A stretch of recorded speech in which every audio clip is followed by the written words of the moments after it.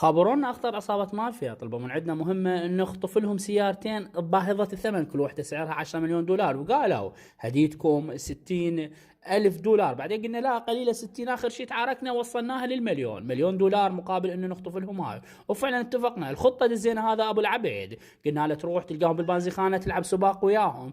هنا انا اتعارض وياهم، قالوا لهم يلا اريد العب سباق وياكم اشوف منو بيكم رجال يسبقني.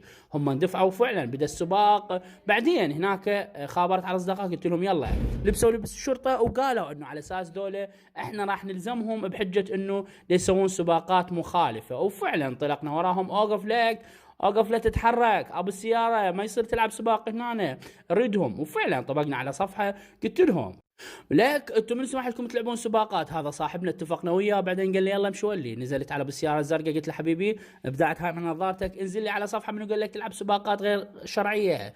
نزلته من السياره وقمت افتش بيه، لزمته من مكان حساس، هو دفعني قال لي ايش سويت لك. المهم نزلنا اخر شيء قلت له شو تنزل، وفعلا ضربته وضربت هذا الثاني. وهنا نجحت الخطه، ضحكنا عليهم واخذنا السيارات.